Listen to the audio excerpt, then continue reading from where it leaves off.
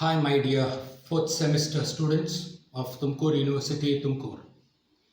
I am your English teacher P Raghavendra, Associate Professor of English in Government First Grade College, Tumkur. Today I am going to take up a poem which is exclusively for the fourth semester BCom, BCA, BBM students. This poem is not for BA and BSc students. Please bear this in your mind. And today the poem I am going to take up is the first poem in the syllabus, and that is Anthem for Doomed Youth, written by Wilfred Owen. Anthem for Doomed Youth. This poem is written by Wilfred Owen. And let me tell you, Wilfred Owen himself was a soldier fighting for Britain, Great Britain, fighting for his country, England, during the First World War. And let me tell you one thing, my dear friends. The First World War was fought in the trenches. Trenches andre kandakagalu. I will show you those photographs when I go to the poem. And Wilfred Owen was fighting in during the First World War on the battlefield, and he was continuously exposed to the bombardment of gunfire, and so he was psychologically disturbed. And that psychological disturbance led him to what is called shell shock. So he suffered from this very deadly psychological disturbance called shell, S-H-E-L-L, shell shock anta. ಅದೊಂದು ಮನೋವ್ಯಾಧಿ, ಅದಕ್ಕೆ ಒಳಗಾಗ್ತಾನೆ ಯಾರೋ Wilfred oven.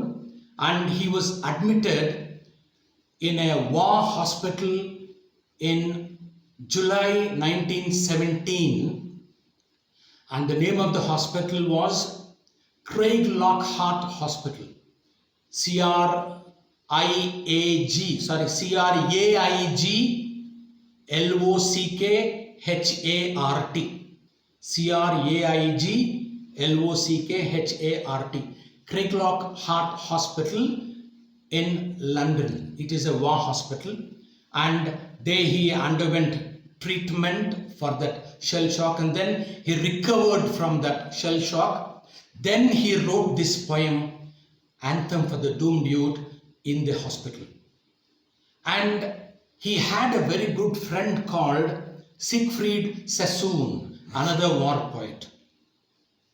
And he was editing Wilfred Owen's poetry. So when Wilfred Owen wrote this poem and gave the title, the original title for the poem was Anthem for Dead Youth, D-E-A-D, Dead Youth. So his friend Siegfried Sassoon changed the word dead into doomed. So we have the title Anthem for the Doomed Youth. Let me tell you, my dear friends, that the poem is an anti-war poem. The poem doesn't glorify wars, but it condemns wars. ಈ ಕವನ ಯುದ್ಧಗಳನ್ನು ಕೊಂಡಾಡುವುದಿಲ್ಲ, ಯುದ್ಧಗಳನ್ನು ಖಂಡಿಸುತ್ತೆ, ಯುದ್ಧಗಳಲ್ಲಿ ಆಗುವ ಅನಾಹುತಗಳನ್ನು ಖಂಡಿಸುತ್ತಾ ಹೋಗುತ್ತೆ. So the poem is called an anti-war poem, A-N-T-I, anti-war poem. And it deals with a very important idea of what kind of funeral rites and what kind of memorials do we have for these soldiers who die in a battle, is the question. The poet directly asks the citizens of the world these two questions. What kind of funeral rites do we have for those soldiers? And what kind of memorials do we have for these soldiers who die a horrible death in the battlefield? Because normally speaking, in our civilized society, if anybody dies, there would be a funeral antikriya. There would be a funeral, and the funeral would have lots and lots of, rituals connected with it. Rituals like, in a Christian society, because let me talk about a Christian society, because the poem is written by an Englishman, a Christian. So the funeral rituals would be candles, boys holding candles, prayers, choirs, church bells ringing, and all these things. So these things would be used for a dead person to express the people's mourning in our civilized society. But on a battlefield, when these soldiers die, they don't get any of these things. And these are very graphically, very clearly described by our poet Wilfred Owen in the poem Anthem for Doomed Youth. Shall we go to the poem? Shall I explain these things line by line to you in English and also in Kannada? Okay, let's go to the poem now.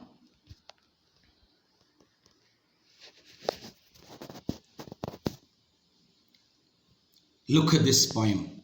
The title of the poem is Anthem for Doomed Youth. Doomed means dead or fated to die. Doomed andre eno sattu hoda, youth andre yuvakaru.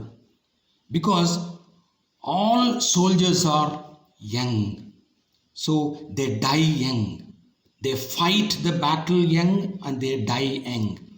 They don't have a better tomorrow, my dear friends. So for them, there is an anthem. What is an anthem? Anthem generally gives us the meaning of a song of celebration. ಒಂದು ಆಚರಣೆಯ ಒಂದು ಹಾಡು anthem ಅಂದರೆ. But ಇಲ್ಲಿ anthem ಎಂಬ ಪದವನ್ನು ವ್ಯಂಗ್ಯವಾಗಿ ಬಳಸ್ತಾನೆ ಕವಿ.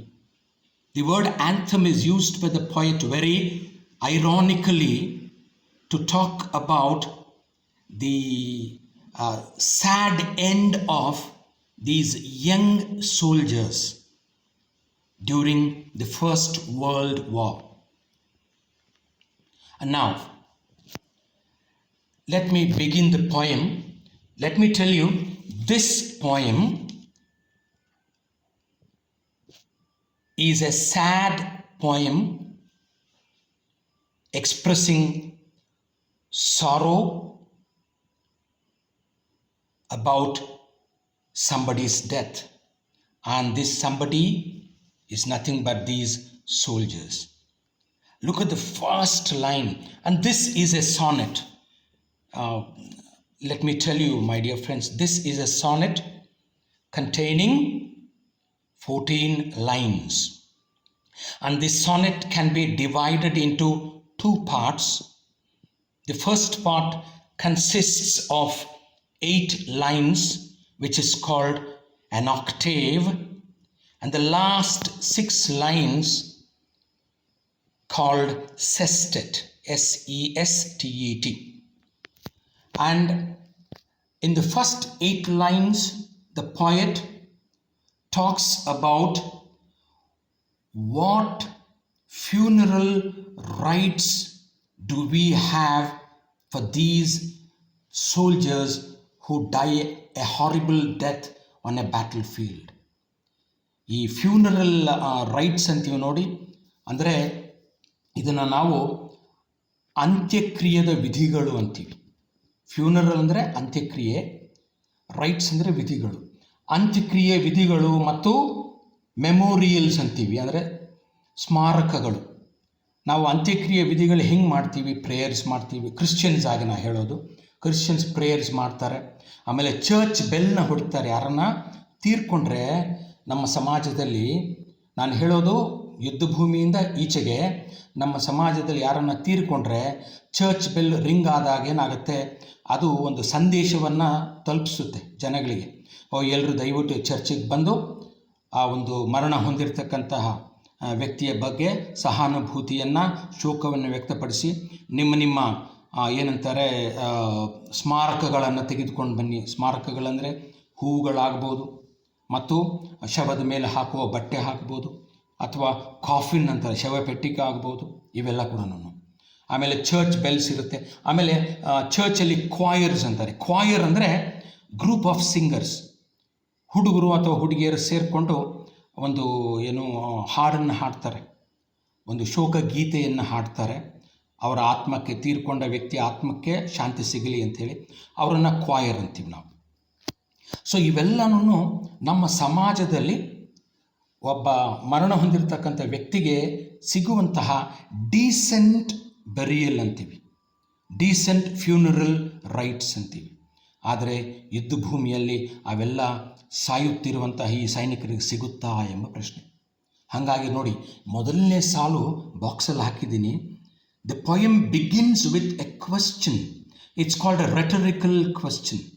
ರೆಟರಿಕಲ್ question ಅಂದರೆ ಇದಕ್ಕೆ ಉತ್ತರ ಇರುವುದಿಲ್ಲ, ಪ್ರಶ್ನೆ ಇರುತ್ತೆ, ಉತ್ತರ ಇರುವುದಿಲ್ಲ. ಯಾಕೆಂದರೆ ಆ ಪ್ರಶ್ನೆಯಲ್ಲೇ ಉತ್ತರ ಇರುತ್ತೆ. ನೋಡಿ, what passing bells for these who die as cattle. Let me read the entire poem once and it will give you an idea. Sorry, my dear friends. What passing bells for these who die as cattle? Only the monstrous anger of the guns, only the stuttering rifles' rapid rattle can patter out their hasty orisons. No mockeries now for them, no prayers, nor bells, nor any voice of mourning save the choirs, the shrill, demented choirs of wailing shells and bugles calling for them from sad shires. What candles may be held to speed them all? Not in the hands of boys, but in their eyes shall shine the holy glimmers of goodbyes. The pallor of girls' brows shall be their pall, their flowers the tenderness of patient minds, and each slow dusk a drawing down of blinds. Here the poem ends.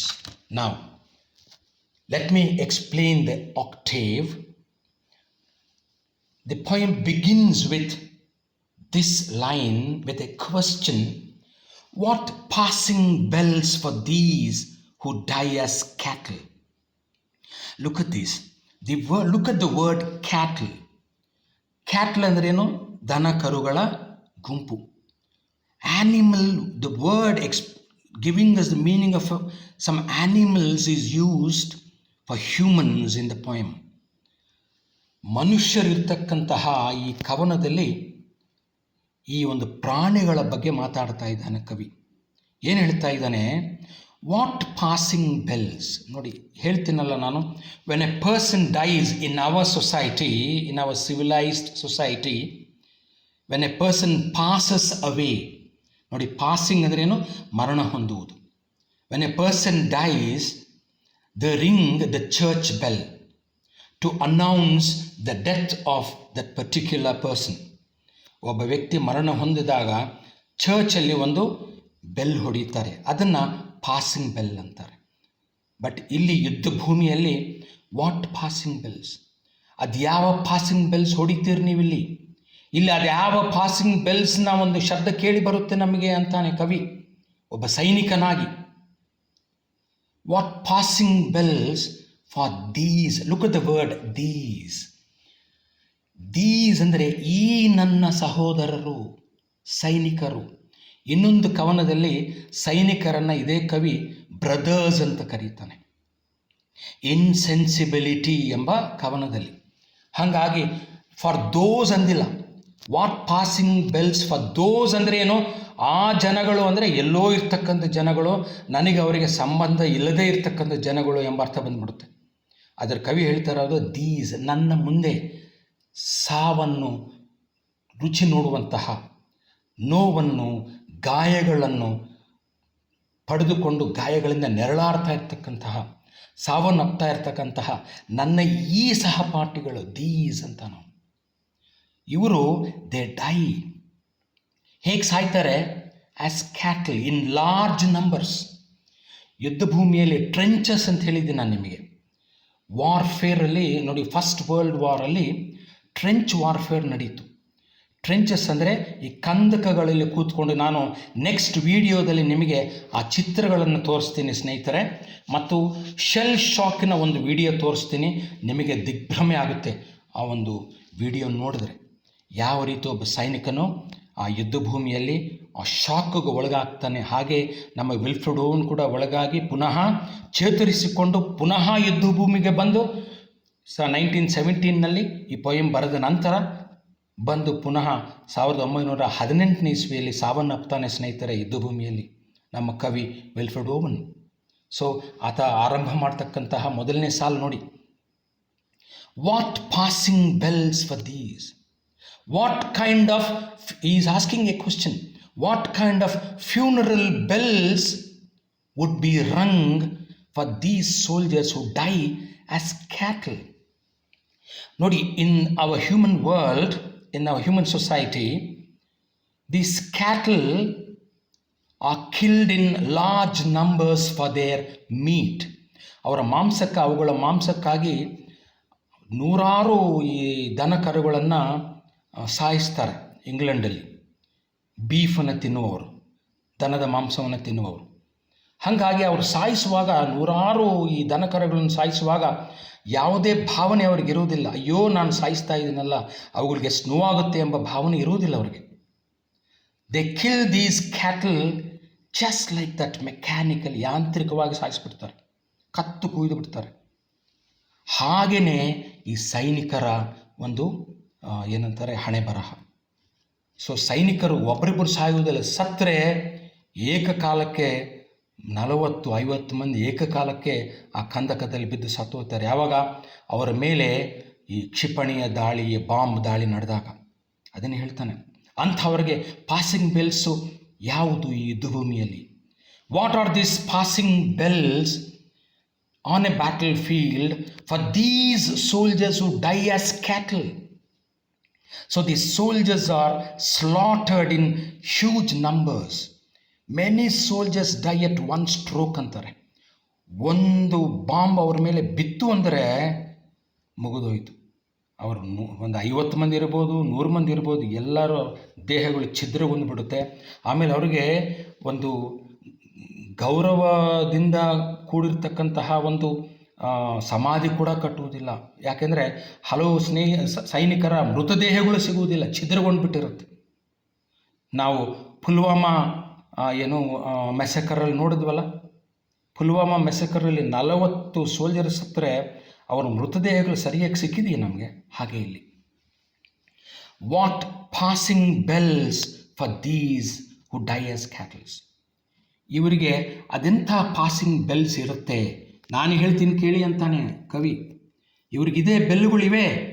ಈ passing bells ಯಾವುದಪ್ಪ ಅಂದರೆ ಅವನು ಹೇಳ್ತಾನೆ, ಯಾವುದೇ ಚರ್ಚಿನ bell ಇರುವುದಿಲ್ಲ ಯುದ್ಧ ಭೂಮಿಯಲ್ಲಿ. They will not have any church bells being Rang on A battle field, but the bells would be, ನೋಡಿ ಬೆಲ್ ಹೊಡೆದರೆ ಸೌಂಡ್ ಬರುತ್ತೆ. ಆ ಸೌಂಡ್ಸ್ ಯಾವುದಪ್ಪ ಅಂದರೆ ಯುದ್ಧ ಭೂಮಿಯಲ್ಲಿ only the ಮಾನ್ಸ್ಟ್ರಸ್ anger of the guns. ನೋಡಿ ಈ ಪಾಸಿಂಗ್ ಬೆಲ್ಸ್ ಯುದ್ಧ ಭೂಮಿಯಲ್ಲಿ ಸೋಲ್ಜರ್ಸ್ ಸತ್ತಾಗ ಅವರಿಗೆ ಕೇಳಿರುವ ಬೆಲ್ಲುಗಳ ಶಬ್ದ ಯಾವುದಪ್ಪ ಅಂದರೆ ಈ ಗನ್ನುಗಳ ಶಬ್ದವೇ. ಕೇವಲ ನೋಡಿ, ಓನ್ಲಿ ಅಂತಾನೆ, ನಾಟ್ ಮೋರ್ ದ್ಯಾನ್ ದಿಸ್ ಅಂತ. ಓನ್ಲಿ ಅಂದರೆ ಏನು? ಇಷ್ಟೇ ಅಂತ. Only the ಮಾನ್ಸ್ಟ್ರಸ್ anger. ಮಾನ್ಸ್ಟ್ರಸ್ ಅಂದರೆ ಏನು? Huge and violent sounds of guns. ಇಲ್ಲಿ ಪರ್ಸಾನಿಫಿಕೇಶನ್ ಎಂಬ ಒಂದು ಪದವನ್ನು ಬಳಸ್ತಾನೆ ಕವಿ. ಅಂದರೆ ಪ್ರಾಣವಿಲ್ಲದೆ ಇರತಕ್ಕಂತಹ ಗನ್ನುಗಳಿಗೆ ಪ್ರಾಣವಿರುವ ಹಾಗೆ ಅವು ಕೋಪಗೊಂಡು ಘರ್ಜಿಸ್ತಾ ಇದ್ದ ಹಾಗೆ ಮಾತಾಡ್ತಾ ಇದ್ದಾನೆ ಕವಿ.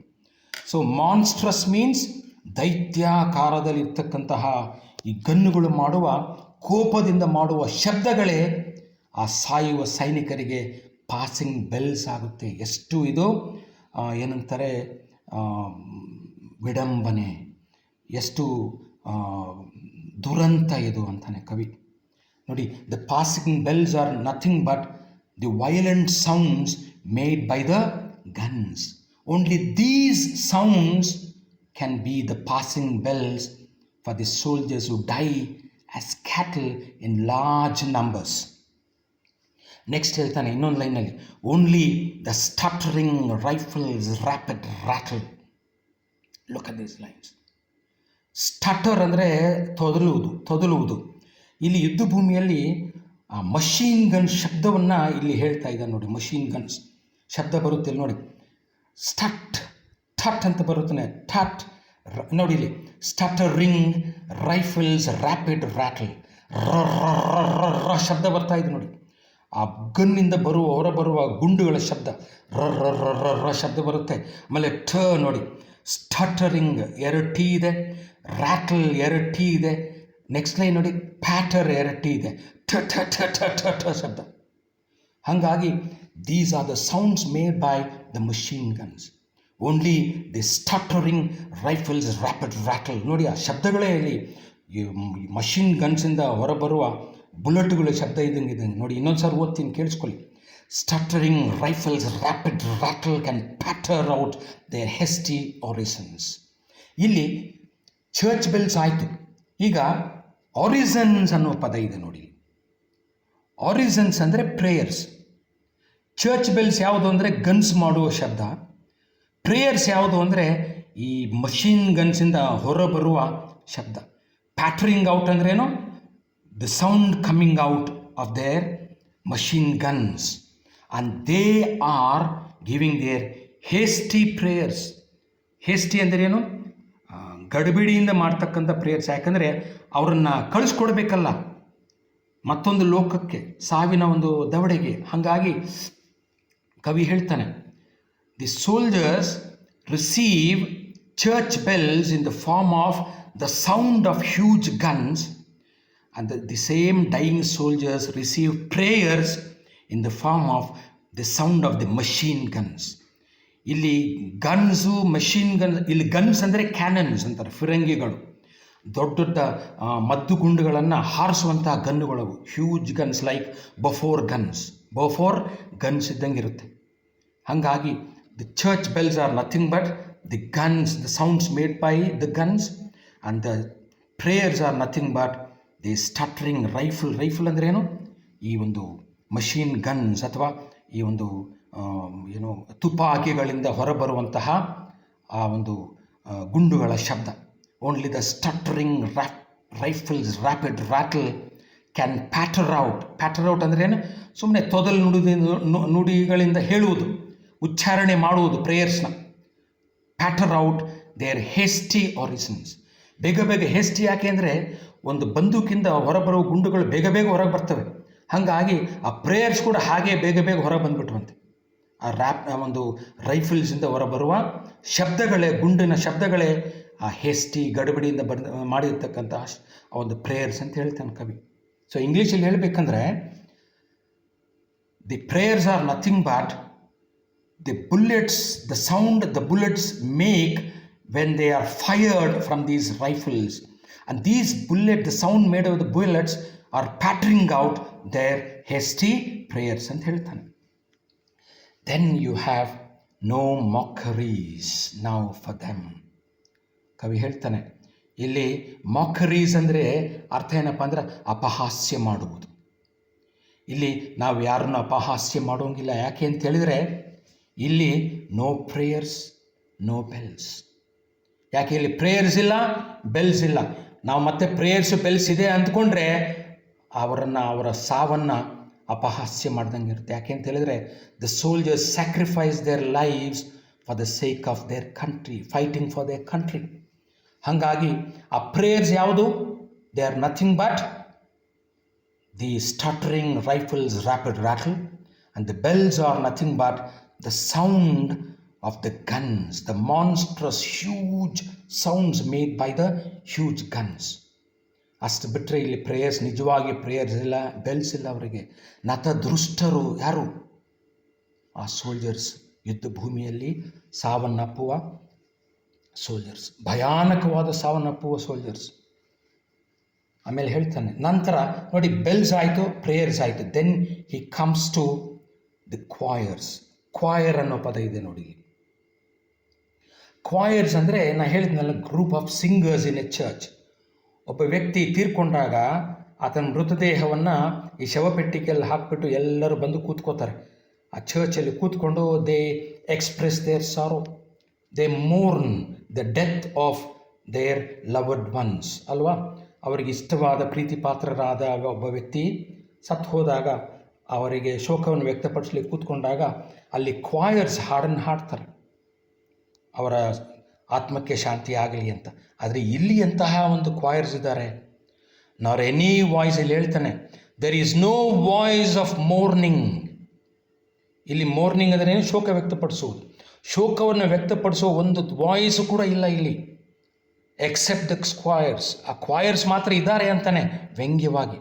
ಈ very ironically says there are groups of these boys expressing, singing and expressing their sorrow for the dead soldiers. ಏನಪ್ಪ ಕ್ವಾಯರ್ಸ್ ಅಂದರೆ? ನೆಕ್ಸ್ಟ್ ಲೈನಲ್ಲಿ ಭಾಳ ವ್ಯಂಗ್ಯವಾಗಿ ಹೇಳ್ತಾನೆ ನೋಡಿ. The shrill demented choirs of wailing shells. Wailing shells ಅಂದರೆ ಏನು? ಈ ಬಾಂಬುಗಳು, ಈ ಒಂದು ಬಾಂಬುಗಳು ಈ ದೊಡ್ಡ ದೊಡ್ಡ ಗನ್ಗಳಿಂದ ಉಡಾಯಿಸಲ್ಪಡ್ತವೆ. ಆ ಶೆಲ್ಸ್ ಹೆಂಗೆ ಹೋಗ್ತವೆ ಅಂದರೆ ಝಿಂಗ್ ಅಂತ ಶಬ್ದ ಮಾಡ್ಕೊಂಡು ಹೋಗಿ ಢಳ್ ಅಂತ ಬೀಳ್ತವೆ. That's called veil. ವೇಲ್ ಅಂದರೆ ಅಳುವುದು. ಇಲ್ಲಿ ಅಳುವುದು ಅಂದರೆ ಏನು? ಈ ಶೆಲ್ಗಳಿಂದ ಹೊರಬರುವ ಬಾಂಬುಗಳು ಮಾಡುವ ಶಬ್ದ, ಆ ದೊಡ್ಡ ಗನ್ಗಳಿಂದ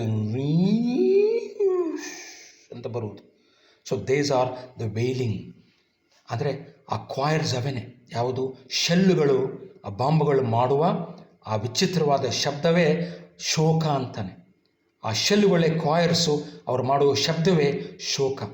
ದ ಶ್ರಿಲ್ ನೋಡಿ, ಕರ್ಕಶವಾದ. ಶ್ರಿಲ್ ಅಂದರೆ ಏನು? ಕರ್ಕಶವಾದ, ಡಿಮೆಂಟೆಡ್, ಮ್ಯಾಡ್ ಕ್ವಾಯರ್ಸ್ ಅಂತಾನೆ. Because war is nothing but mad. And the poet also talks about the madness of wars here. Demented, mad sounds of the shells. The shrill, very harsh, ಕರ್ಕಶವಾದ, ಡಿಮೆಂಟೆಡ್, ಹುಚ್ಚಾದ ಶಬ್ದಗಳಿಂದ, ಆ ಶೆಲ್ಲುಗಳಿಂದ ಹೊರಬರುವ ಆ ಒಂದು ಬಾಂಬ್ಗಳು ಮಾಡುವ ಶಬ್ದವೇ ಆ ಹುಡುಗರು, ಗುಂಪಾದ ಹುಡುಗರು ಹೇಳುವಂಥ ಹಾಡುಗಳು ಎಂಬ ಒಂದು ವ್ಯಂಗ್ಯವಾದ ಮಾತನ್ನು ಹೇಳ್ತಾನೆ. ದೆನ್ ಹಿ ಸೇಸ್, ಆ ಶೆಲ್ಲುಗಳೇ ಆ್ಯಂಡ್ ಬ್ಯೂಗಲ್ಸ್, ಆ ಶಬ್ದಗಳೇ ಬ್ಯೂಗಲ್ಸ್ ಕೂಡ. ಬ್ಯೂಗಲ್ಸ್ ಅಂದರೆ ಏನು? ಈ ಒಂದು ಟ್ರಂಫೆಟ್ ಬಾರಿಸ್ತಾರೆ ನೋಡಿ, ತೋ ತೋ ತೋ ತೋ ತೋ ತೋ ತೊತರು ತೊತರು ತೋ ಅಂತ. That's called bugle. ಈ ಶಬ್ದಗಳೇ bugles, calling for them from sad shires. Shires ಅಂದರೆ ಏನು? England is a country of counties, ಅಥವಾ there are many counties in England. ಈ ಪ್ರಾಂತ್ಯಗಳು ಶೈರ್ಸ್ ಅಂದರೆ. ಅಲ್ಲಿ ಒಬ್ಬ ವ್ಯಕ್ತಿ ಸತ್ತರೆ ಅವನಿಗೆ ಬ್ಯೂಗಲ್ ಬಾರಿಸ್ತಾರೆ, ಬ್ಯೂಗಲ್ನ ನುಡಿಸ್ತಾರೆ. ಬಟ್ ಯುದ್ಧ ಭೂಮಿಯಲ್ಲಿ ಬ್ಯೂಗಲ್ಸ್ ಯಾವುದಪ್ಪ ಅಂದರೆ ಈ ಶೆಲ್ಲುಗಳು ಮಾಡುವ ಶಬ್ದಗಳೇ ಅಂಥೇಳಿ ಹೇಳಿ ಆ 8 ಸಾಲುಗಳು ಮುಗಿಯುತ್ತೆ. ಇನ್ನೂ ಏನೇನು ಡೌಟ್ಸ್ ಇದ್ದರೆ ನೀವು ನನ್ನ ಫೋನ್ ನಂಬರ್ ಇದೆ, ಫೋನ್ ಮಾಡಿ ನನಗೆ ನೀವು ಕಾಲ್ ಮಾಡಿ ಅಥವಾ ವಾಟ್ಸಪ್ ಮಾಡಿ ಕೇಳಿ, ನಾನು ಹೇಳ್ಕೊಡ್ತೀನಿ. This is about the octave. And in the next video I talk about the sestet, the last 6 lines. ಇನ್ನೊಂದು ಸರಿ ಆ 8 ಸಾಲುಗಳನ್ನು ಓದಿ ಏನೇನು ಡೌಟ್ಸ್ ಇದ್ದರೆ ನಾಳೆ ನಿಮ್ಮ ವಿಡಿಯೋ ಬರೋಕ್ಕೆ, ಫಸ್ಟ್ ಈ ವಿಡಿಯೋ ಬರೋಕ್ಕೆ ಮುಂಚಿತವಾಗಿ ನಾನು ಕಾಲ್ ಮಾಡಿದ್ರೆ ನಾನು ಎಕ್ಸ್ಪ್ಲೈನ್ ಮಾಡ್ತೀನಿ. Thank you for your patient listening. ಒಳ್ಳೆಯದಾಗಲಿ ನಿಮಗೆ. Good bye students. ಬೈ ಬಾಯ್.